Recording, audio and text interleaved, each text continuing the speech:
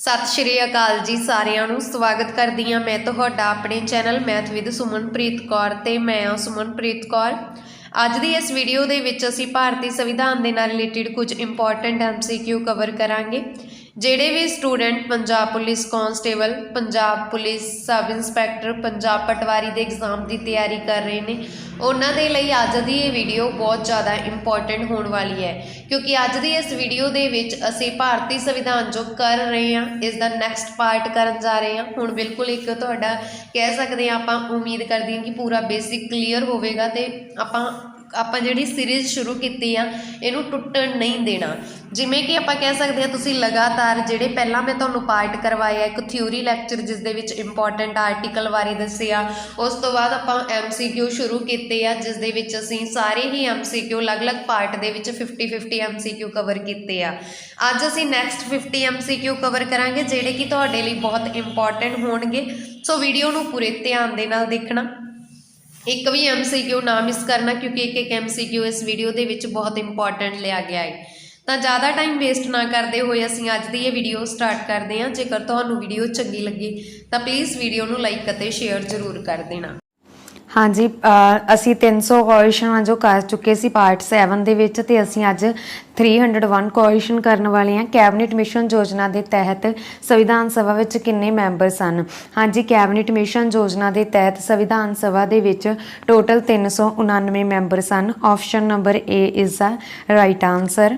Next question असी करते हैं जी, संविधान सभा विच किहड़ी देसी रियासत ने भाग नहीं लिया सी? हाँ जी, संविधान सभा दे विच हैदराबाद दी रियासत ने भाग नहीं लिया सी। ऑप्शन नंबर बी इस क्वेश्चन का राइट आंसर है। नैक्सट क्वेश्चन असी करते हैं जी, संविधान सभा की पहली बैठक कदों हुई सी? हाँ जी, संविधान सभा की पहली बैठक 1946 नूं हुई सी, 9 दसंबर 1946 नूं। Option number B is the right answer. ते इस दे चेयरमैन कौन सी? डॉक्टर सचिदानंद सैना, जिहड़े कि अस्थाई चेयरमैन सी, अस्थाई मैंबर सी। ठीक है, दूजी बैठक हुई सी 11 दसंबर 1946 नूं ते इस दे चेयरमैन कौन सी? स्थाई रूप दे विच डॉक्टर राजेंद्र प्रसाद बना दिते गए सी। ठीक है जी। नैक्सट क्वेश्चन असी करते हैं जी, संविधान सभा के संविधानिक सलाहकार कौन सन? हाँ जी, संविधान सभा के संविधानिक सलाहकार सन VN राव। Option number C is the right answer. Next question, संविधान का स्वरूप किसने तैयार किया सी? हाँ जी, संविधान का स्वरूप किसने तैयार किया सी? डॉक्टर भीमराव अंबेडकर ने। ऑप्शन नंबर बी इस क्वेश्चन का राइट आंसर है। डॉक्टर भीमराव अंबेडकर ने किया सी। ठीक है, तुसी याद रखना। नैक्सट क्वेश्चन असी करते हैं जी, राज सभा के मैंबरों का कार्यकाल किन्ने समय का हुंदा है? हाँ जी, राज सभा के मैंबरों का कार्यकाल 6 साल का हुंदा है। Option number A is the right answer. तो लोक सभा के मैंबरों का कार्यकाल कितना हुंदा है? 5 साल का। तो संसद का किहड़ा सदन हेठला सदन कहा जाता वा?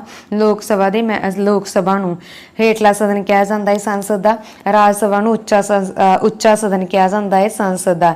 ठीक है, तो राज सभा का कार्यकाल है जिहड़ा स्थाई हुंदा वा ते लोक सभा के मैंबरों का कार्यकाल अस्थाई हुंदा है। नैक्सट क्वेश्चन असी करते हैं जी, धन बिल के प्रति अंतिम फैसला किसदा मन्निया जाता है? हाँ जी, धन बिल के प्रति अंतिम फैसला लोक सभा का मन्निया जाता है। Option number A is the right answer. Next question करते हैं जी असी, हाई कोर्ट की जानकारी संविधान के किहड़े अनुच्छेद विच मिलती है?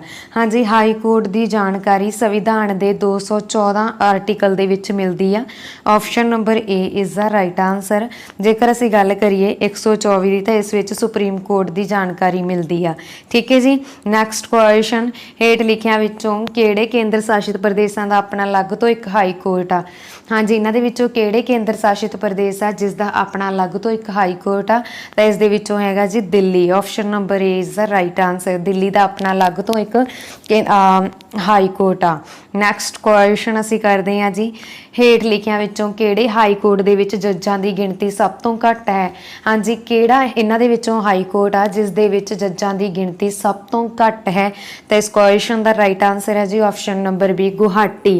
इस तो इलावा जेकर तुहानूं क्वेश्चन इस तरह आ जाता कि हेठ लिखियां विचों किहड़े हाई कोर्ट विच जजां की गिणती सब तो वध है, ਤਾਂ ਸਭ ਤੋਂ ਵੱਧ ਹੈ ਇਲਾਹਾਬਾਦ। ਸਭ ਤੋਂ ਵੱਡਾ ਹਾਈ ਕੋਰਟ ਵੀ ਇਲਾਹਾਬਾਦ ਦਾ ਵਾ ਤੇ ਸਭ ਤੋਂ ਵੱਧ ਜੱਜਾਂ ਦੀ ਗਿਣਤੀ ਵੀ ਇਲਾਹਾਬਾਦ ਦੇ ਵਿੱਚ ਹੀ ਆ। ਠੀਕ ਹੈ, ਇਹ ਤੁਸੀਂ ਯਾਦ ਰੱਖਣਾ। ਨੈਕਸਟ ਕੁਐਸਚਨ ਅਸੀਂ ਕਰਦੇ ਹਾਂ ਜੀ, ਹਾਈ ਕੋਰਟ ਦਾ ਜੱਜ ਬਣਨ ਦੇ ਲਈ ਕਿਹੜੀ ਯੋਗਤਾ ਜ਼ਰੂਰੀ ਹੈ? ਹਾਂਜੀ, ਹਾਈ ਕੋਰਟ ਦਾ ਜੱਜ ਬਣਨ ਦੇ ਲਈ ਕਿਹੜੀ ਯੋਗਤਾ ਜ਼ਰੂਰੀ ਆ? ਇੱਕ ਤਾਂ ਉਹ ਭਾਰਤ ਦਾ ਨਾਗਰਿਕ ਹੋਵੇ ਤੇ 10 ਸਾਲ ਤੱਕ ਕਿਸੇ ਕੋਰਟ ਦੇ ਵਿੱਚ ਕੰਮ ਕਰ ਚੁੱਕਿਆ ਹੋਵੇ, 62 ਸਾਲ ਦੀ ਉਮਰ ਪੂਰੀ ਨਾ ਹੋਵੇ। ਠੀਕ ਹੈ, ਉਸ ਦੀ 62 ਸਾਲ ਦੀ ਉਮਰ ਆ ਜਿਹੜੀ ਉਹ ਪੂਰੀ ਨਾ ਹੋਵੇ। ਇਹ ਉਪਰੋਕਤ ਸਾਰੇ ਹੀ ਹਾਈ ਕੋਰਟ ਦਾ ਜੱਜ ਬਣਨ ਦੇ ਲਈ ਜ਼ਰੂਰੀ ਆ। ਨੈਕਸਟ ਕੁਐਸਚਨ, ਕਾਰਗਿਲ ਦਿਵਸ ਦਾ ਗਠਨ ਕਦੋਂ ਹੋਇਆ ਸੀ? ਹਾਂਜੀ, ਵੈਰੀ ਇੰਪੋਰਟੈਂਟ ਕੁਐਸਚਨ। ਕਾਰਗਿਲ ਦਿਵਸ ਦਾ ਗਠਨ 26 ਜੁਲਾਈ ਨੂੰ ਹੋਇਆ ਸੀ। Option number A is the right answer. Next question, ਸੰਵਿਧਾਨ ਵਿੱਚ ਭਾਰਤ ਨੂੰ ਕੀ ਕਿਹਾ ਜਾਂਦਾ ਹੈ? ਹਾਂਜੀ, ਸੰਵਿਧਾਨ ਦੇ ਵਿੱਚ ਭਾਰਤ ਨੂੰ ਰਾਜਾਂ ਦਾ ਸੰਘ ਕਿਹਾ ਜਾਂਦਾ ਹੈ। Very important question. Option number C is the right answer. ਸੰਵਿਧਾਨ ਦੇ ਵਿੱਚ ਭਾਰਤ ਨੂੰ ਰਾਜਾਂ ਦਾ ਸੰਘ ਕਿਹਾ ਜਾਂਦਾ ਹੈ। ਠੀਕ ਹੈ, ਤੁਸੀਂ ਯਾਦ ਰੱਖਣਾ। ਨੈਕਸਟ ਕੁਐਸਚਨ, ਪੰਚਾਇਤ ਰਾਜ ਦਿਵਸ ਕਦੋਂ ਮਨਾਇਆ ਜਾਂਦਾ ਹੈ? ਹਾਂਜੀ, ਪੰਚਾਇਤ ਰਾਜ ਦਿਵਸ ਕਦੋਂ ਮਨਾਇਆ ਜਾਂਦਾ ਹੈ? ਪੰਚਾਇਤ ਰਾਜ ਦਿਵਸ ਹਰੇਕ ਸਾਲ 24 ਅਪ੍ਰੈਲ ਨੂੰ ਮਨਾਇਆ ਜਾਂਦਾ ਹੈ। Option number A is the right answer. ਠੀਕ ਹੈ, ਤੇ ਜੇਕਰ ਅਸੀਂ ਗੱਲ ਕਰੀਏ 22 ਮਾਰਚ ਦੀ, ਤਾਂ 22 ਮਾਰਚ ਨੂੰ ਵਾਟਰ ਡੇ ਮਨਾਇਆ ਜਾਂਦਾ 22 ਮਾਰਚ ਨੂੰ ਵਾਟਰ ਡੇ ਮਨਾਇਆ ਜਾਂਦਾ ਹੈ ਤੇ 22 ਅਪ੍ਰੈਲ ਨੂੰ ਕੀ ਮਨਾਇਆ ਜਾਂਦਾ? 22 ਅਪ੍ਰੈਲ ਨੂੰ ਅਰਥ ਡੇ ਮਨਾਇਆ ਜਾਂਦਾ ਹੈ। ਵੀ ਤੁਸੀਂ ਯਾਦ ਰੱਖਣਾ, ਇੰਪੋਰਟੈਂਟ ਕੁਐਸਚਨ ਆ। ਠੀਕ ਹੈ, 22 ਮਾਰਚ ਨੂੰ ਵਾਟਰ ਡੇ, 22 ਅਪ੍ਰੈਲ ਨੂੰ ਅਰਥ ਡੇ। ਤੇ ਪੰਚਾਇਤੀ ਰਾਜ ਵਿਵਸਥਾ ਰਾਜਸਥਾਨ ਦੇ ਵਿੱਚ ਸਭ ਤੋਂ ਪਹਿਲਾਂ ਸ਼ੁਰੂ ਕੀਤੀ ਗਈ ਸੀ। ਠੀਕ ਹੈ ਜੀ, ਪੰਚਾਇਤੀ ਰਾਜ ਦੀ ਗੱਲ ਕਰ ਰਹੇ ਹਾਂ ਨਾ ਅਸੀਂ। ਪੰਚਾਇਤੀ ਰਾਜ ਦਿਵਸ ਕਦੋਂ ਮਨਾਇਆ ਜਾਂਦਾ? 24 ਅਪ੍ਰੈਲ ਨੂੰ। ਤੇ ਪੰਚਾਇਤੀ ਰਾਜ ਵਿਵਸਥਾ ਰਾਜਸਥਾਨ ਦੇ ਵਿੱਚ ਸਭ ਤੋਂ ਪਹਿਲਾਂ ਸ਼ੁਰੂ ਹੋਈ ਸੀ। ਇਹ ਤੁਸੀਂ ਯਾਦ ਰੱਖਣਾ। ਨੈਕਸਟ ਕੁਐਸਚਨ, ਹਾਂਜੀ, ਪਾਕਟ ਬਿੱਟੂ ਦਾ ਪ੍ਰਯੋਗ ਕੌਣ ਕਰ ਸਕੇ? ਹਾਂਜੀ, ਪਾਕਟ ਬਿੱਟੂ ਦਾ ਪ੍ਰਯੋਗ ਕਰ ਸਕਦਾ ਹੈ ਭਾਰਤ ਦਾ ਰਾਸ਼ਟਰਪਤੀ। ਆਪਸ਼ਨ ਨੰਬਰ ਡੀ ਇਸ ਕੁਐਸਚਨ ਦਾ ਰਾਈਟ ਆਨਸਰ ਆ। 42 ਆ ਇੱਥੇ। ਠੀਕ ਹੈ, 42 ਮਈ, ਸੌਰੀ ਇਸ ਮਿਸਟੇਕ ਦੇ ਲਈ। 42ਵੇਂ ਸੰਵਿਧਾਨ ਸੰਸ਼ੋਧਨ ਅਧਿਨਿਯਮ ਦੇ ਤਹਿਤ ਪ੍ਰਸਤਾਵਨਾ ਵਿੱਚ ਕਿਹੜਾ ਸ਼ਬਦ ਜੋੜਿਆ ਗਿਆ ਸੀ? Very important question. 42ਵੇਂ ਸੰਵਿਧਾਨ ਸੰਸ਼ੋਧਨ ਅਧਿਨਿਯਮ ਦੇ ਤਹਿਤ ਪ੍ਰਸਤਾਵਨਾ ਦੇ ਵਿੱਚ ਕਿਹੜਾ ਸ਼ਬਦ ਜੋੜਿਆ ਗਿਆ ਸੀ? ਇਹਨਾਂ ਦੇ ਵਿੱਚੋਂ ਏਕਤਾ ਜੋੜਿਆ ਗਿਆ ਸੀ, ਅਖੰਡਤਾ ਜੋੜਿਆ ਗਿਆ ਸੀ, ਸਮਾਜਵਾਦੀ ਜੋੜਿਆ ਗਿਆ ਸੀ। ਤੇ ਇਹ ਸਾਰੇ ਹੀ ਸ਼ਬਦ 1976 ਦੇ ਵਿੱਚ ਜੋੜੇ ਗਏ ਸੀ 42ਵੇਂ ਸੰਵਿਧਾਨ ਸੰਸ਼ੋਧਨ ਅਧਿਨਿਯਮ ਦੇ ਤਹਿਤ ਪ੍ਰਸਤਾਵਨਾ ਦੇ ਵਿੱਚ। ਠੀਕ ਹੈ, ਆਪਸ਼ਨ ਨੰਬਰ ਡੀ ਇਸ ਕੁਐਸਚਨ ਦਾ ਰਾਈਟ ਆਨਸਰ ਹੈ। ਇਹ ਤੁਸੀਂ ਯਾਦ ਰੱਖਣਾ। ਨੈਕਸਟ ਕੁਐਸਚਨ, ਭਾਰਤੀ ਸੰਵਿਧਾਨ ਦੀ 7ਵੀਂ ਸੂਚੀ ਕਿਸ ਨਾਲ ਸੰਬੰਧਿਤ ਹੈ?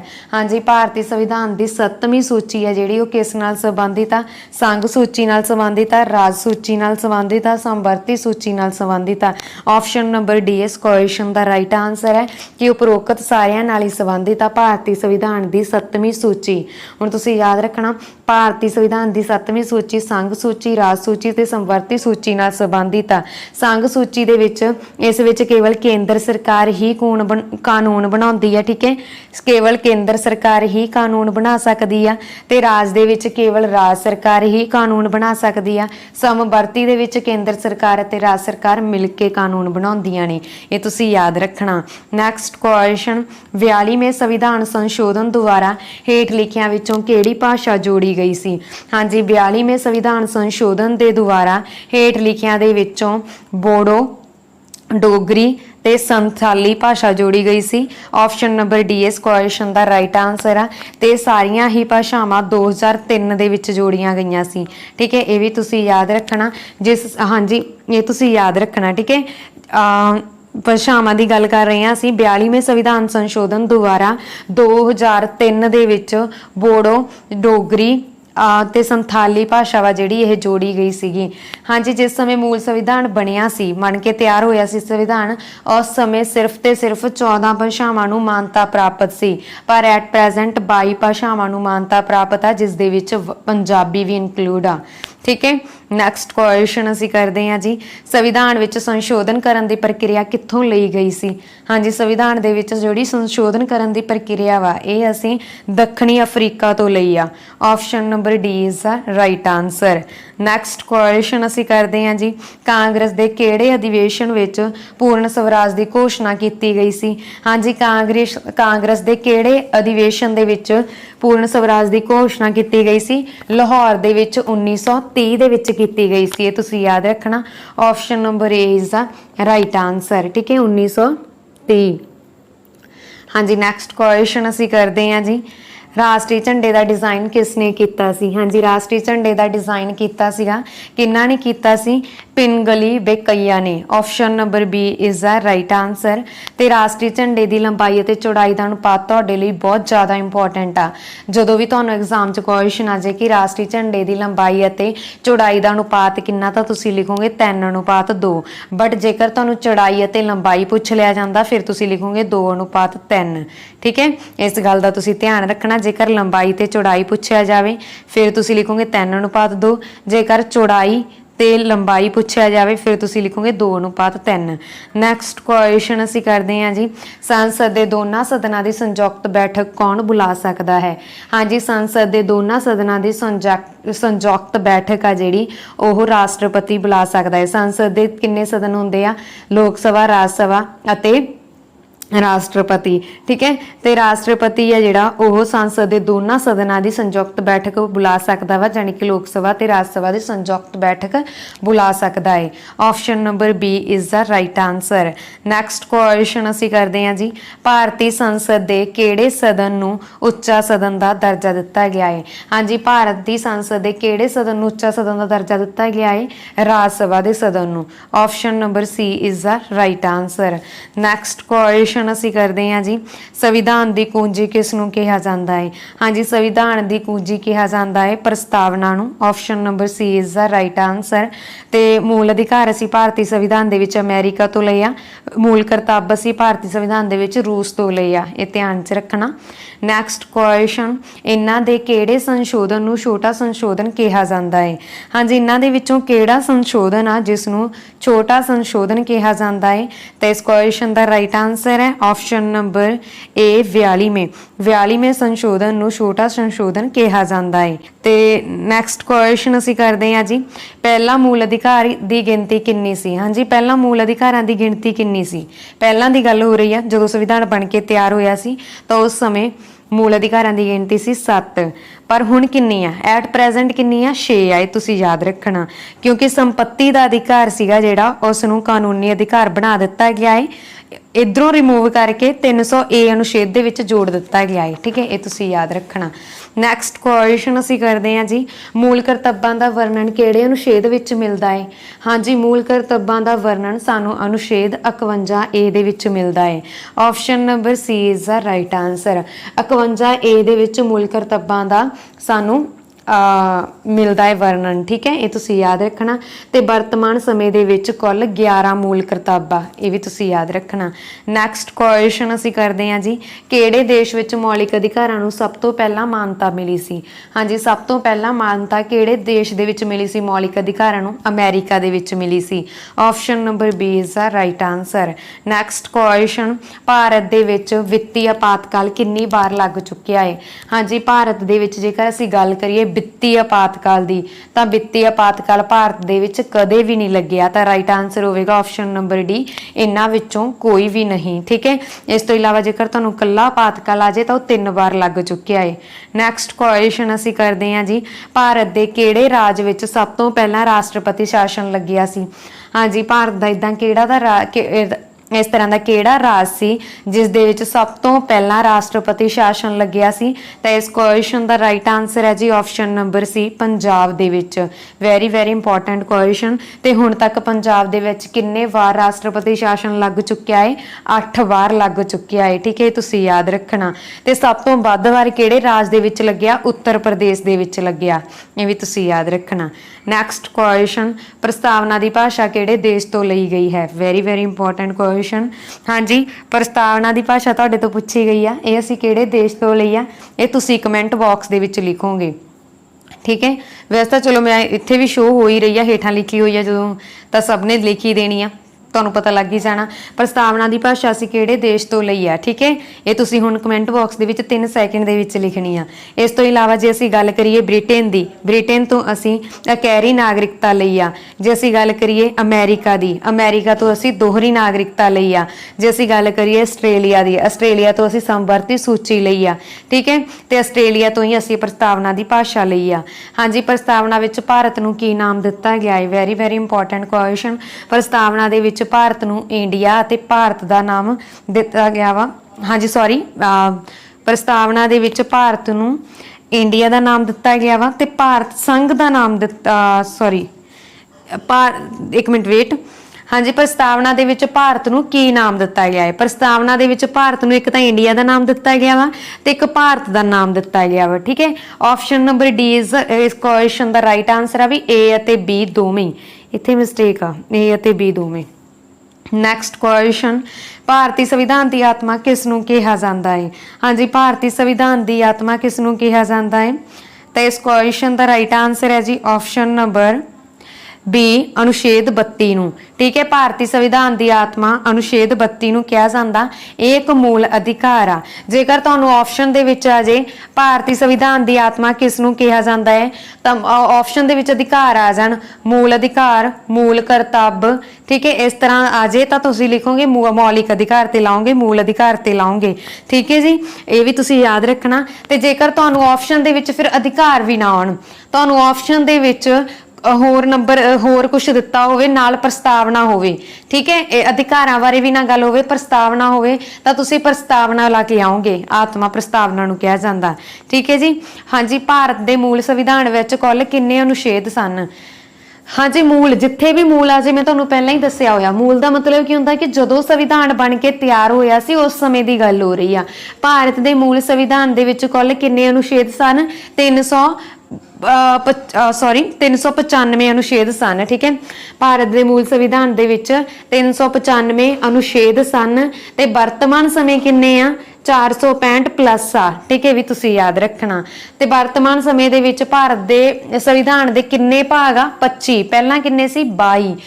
ਵਰਤਮਾਨ ਸਮੇਂ ਦੇ ਵਿੱਚ ਭਾਰਤ ਦੇ ਵਿੱਚ ਕਿੰਨੀਆਂ ਅਨੁਸੂਚੀਆਂ? 12। ਪਹਿਲਾਂ ਕਿੰਨੀਆਂ ਸੀ? 8। ਇਹ ਯਾਦ ਰੱਖਣਾ। ਨੈਕਸਟ ਕੁਐਸਚਨ ਅਸੀਂ ਕਰਦੇ ਹਾਂ ਜੀ। ਹਾਂਜੀ, ਸੰਵਿਧਾਨ ਦੇ ਕਿਹੜੇ ਭਾਗ ਵਿੱਚ ਰਾਜਾਂ ਦੇ ਨੀਤੀ ਨਿਰਦੇਸ਼ ਦੀ ਜਾਣਕਾਰੀ ਮਿਲਦੀ ਆ? Very very important question. ਹਾਂਜੀ, ਸੰਵਿਧਾਨ ਦੇ ਕਿਹੜੇ ਭਾਗ ਵਿੱਚ ਰਾਜਾਂ ਦੇ ਨੀਤੀ ਨਿਰਦੇਸ਼ ਦੀ ਜਾਣਕਾਰੀ ਮਿਲਦੀ ਹੈ? ਤਾਂ ਰਾਈਟ ਆਨਸਰ ਹੋਵੇਗਾ ਭਾਗ 4 ਦੇ ਵਿੱਚ। ਆਰਟੀਕਲ 36 ਤੋਂ ਲੈ ਕੇ ਆਰਟੀਕਲ 51 ਤੱਕ ਰਾਜਾਂ ਦੇ ਨੀਤੀ ਨਿਰਦੇਸ਼ ਦੀ ਜਾਣਕਾਰੀ ਮਿਲਦੀ ਹੈ ਸਾਨੂੰ, ਠੀਕ ਹੈ, ਭਾਗ 4 ਦੇ ਵਿੱਚ। ਇਸ ਤੋਂ ਇਲਾਵਾ ਰਾਜਪਾਲ ਦੀ ਨਿਯੁਕਤੀ ਰਾਸ਼ਟਰਪਤੀ ਕਰਦਾ, ਪ੍ਰਧਾਨ ਮੰਤਰੀ ਦੀ ਨਿਯੁਕਤੀ ਰਾਸ਼ਟਰਪਤੀ ਕਰਦਾ, ਲੋਕ ਸਭਾ ਦੇ ਸਪੀਕਰ ਦੀ ਨਿਯੁਕਤੀ ਲੋਕ ਸਭਾ ਦੇ ਮੈਂਬਰ ਕਰਦੇ ਆ। ਇਹ ਤੁਸੀਂ ਯਾਦ ਰੱਖਣਾ। ਨੈਕਸਟ ਕੁਐਸਚਨ, ਰਾਸ਼ਟਰਪਤੀ ਨੂੰ ਸਹੁੰ ਕੌਣ ਚੁਕਾਉਂਦਾ ਹੈ? ਹਾਂਜੀ, ਰਾਸ਼ਟਰਪਤੀ ਨੂੰ ਸਹੁੰ ਕੌਣ ਚੁਕਾਉਂਦਾ ਹੈ? ਭਾਰਤ ਦਾ ਮੁੱਖ ਜੱਜ ਚੁਕਾਉਂਦਾ ਹੈ। Option number A is the right answer. Next question, ਰਾਜ ਸਰਕਾਰ ਨੂੰ ਭੰਗ ਕਰਨ ਦਾ ਹੱਕ ਕਿਸ ਕੋਲ ਹੈ? ਹਾਂਜੀ, ਰਾਜ ਸਰਕਾਰ ਨੂੰ ਭੰਗ ਕੌਣ ਕਰ ਸਕਦਾ? ਰਾਜ ਸਰਕਾਰ ਨੂੰ ਰਾਜਪਾਲ ਭੰਗ ਕਰ ਸਕਦਾ ਵਾ। Option number A is the right answer. ਪਰ ਪੰਜਾਬ ਦੇ ਵਰਤਮਾਨ ਹੁਣ ਸਾਡੇ ਰਾਜਪਾਲ ਕੌਣ ਆ? ਇਹ ਤੁਸੀਂ ਕਮੈਂਟ ਬਾਕਸ ਦੇ ਵਿੱਚ ਲਿਖੋਗੇ। ਨੈਕਸਟ ਕੁਐਸਚਨ, ਭਾਰਤ ਦਾ ਮੈਗਨਾ ਕਾਰਟਾ ਸੰਵਿਧਾਨ ਦੇ ਕਿਹੜੇ ਭਾਗ ਨੂੰ ਕਿਹਾ ਜਾਂਦਾ ਹੈ? ਹਾਂਜੀ, ਭਾਰਤ ਦਾ ਮੈਗਨਾ ਕਾਰਟਾ ਸੰਵਿਧਾਨ ਦੇ ਕਿਹੜੇ ਭਾਗ ਨੂੰ ਕਿਹਾ ਜਾਂਦਾ ਹੈ? ਭਾਗ 3 ਨੂੰ ਕਿਹਾ ਜਾਂਦਾ ਹੈ, ਯਾਨੀ ਕਿ ਮੌਲਿਕ ਅਧਿਕਾਰ ਨੂੰ ਕਿਹਾ ਜਾਂਦਾ ਹੈ, ਠੀਕ ਹੈ ਜੀ। ਨੈਕਸਟ ਕੁਐਸਚਨ ਅਸੀਂ ਕਰਦੇ ਹਾਂ ਜੀ, ਸੰਵਿਧਾਨ ਦੇ ਕਿਹੜੇ ਅਨੁਛੇਦ ਵਿੱਚ ਪ੍ਰੈਸ ਦੀ ਆਜ਼ਾਦੀ ਸੰਬੰਧੀ ਜਾਣਕਾਰੀ ਮਿਲਦੀ ਆ?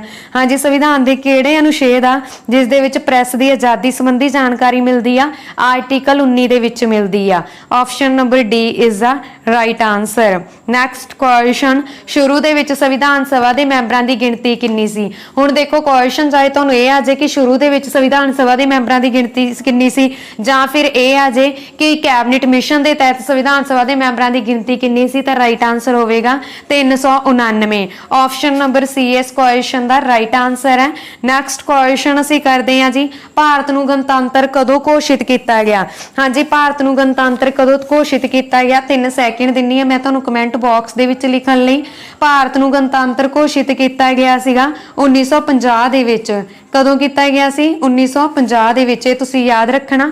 ਆਪਸ਼ਨ ਨੰਬਰ ਸੀ ਇਸ ਕੁਐਸਚਨ ਦਾ ਰਾਈਟ ਆਨਸਰ ਹੈ। ਤੇ ਗਣਤੰਤਰ ਦਿਵਸ ਕਦੋਂ ਮਨਾਇਆ ਜਾਂਦਾ ਹੈ ਇਹ ਤੁਸੀਂ ਕਮੈਂਟ ਬਾਕਸ ਦੇ ਵਿੱਚ ਲਿਖੋਗੇ, ਠੀਕ ਹੈ ਜੀ।